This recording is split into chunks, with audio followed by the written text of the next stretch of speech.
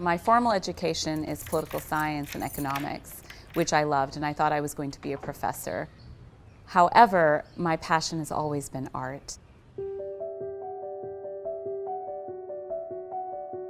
I was in middle school when I started drawing. I was doing portraits and very realistic drawings, and I realized that the skill was there.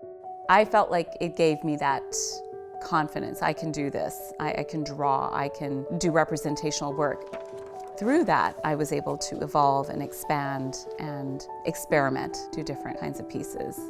And when I got to university, I continued practicing my art and taking university classes on the side just to keep that going. I've just always practiced it, always taken classes, and evolved. I'm Sahba Shere. I am an abstract painter and documentary photographer, and I host the Sahba Salon series. You can find my work locally in the Bay Area and all over the world. You know, I have works in New Zealand, Australia, Sweden, India, and Asia. I do work with oils, charcoal, and pastel, but primarily it's acrylic mixed media on canvas. My artwork is inspired by my meditation, nature, and traveling around the world. I try to travel 2 or 3 times a year, and that is the basis of my work. A lot of it is inspired by my personal journeys with love, romantic love, and passion. I came to California after living in Paris, France, and after Paris, one of my favorite places in the world is San Francisco Bay Area. I work at my studio here in Palo Alto full-time. A big part of the space here becomes a big mess, a beautiful mess as I call it, you know, with the big drop cloth. The canvas is laid out on the floor, the music is on. Music is very important to me. And colors, I'm inspired by color. When I wake up in the morning, I think of certain colors, or it comes through dreams, and that starts my day off. There's a couple ways that I might begin a painting.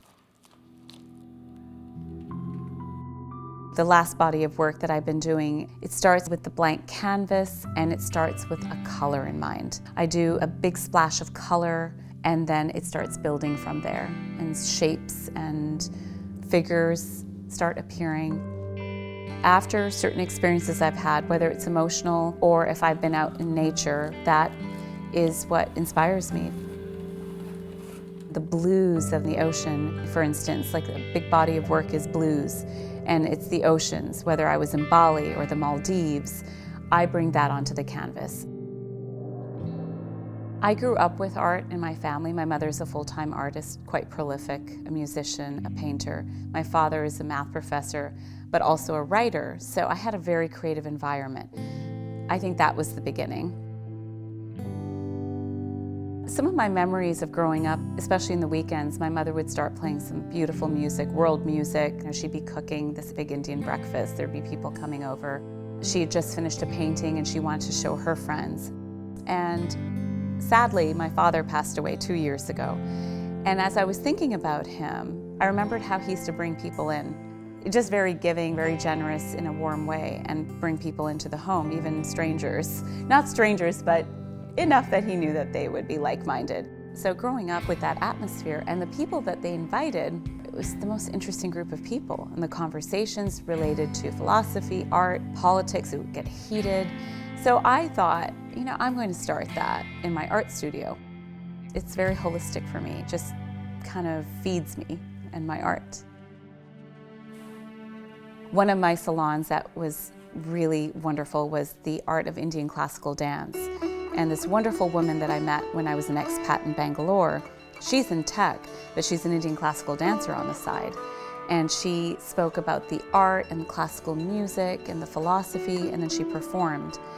What was so beautiful about that was people just immersed themselves in the music and they started dancing.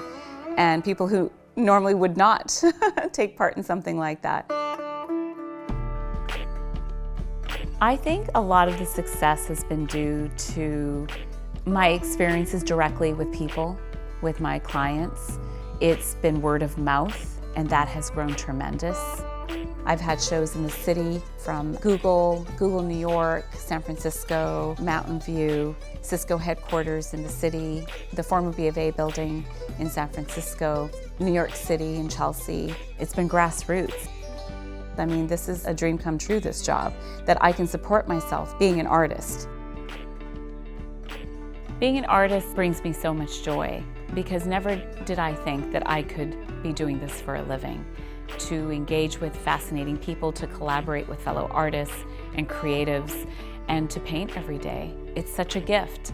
But I'm proud of myself because I'm making it work. And, you know, it's not by accident.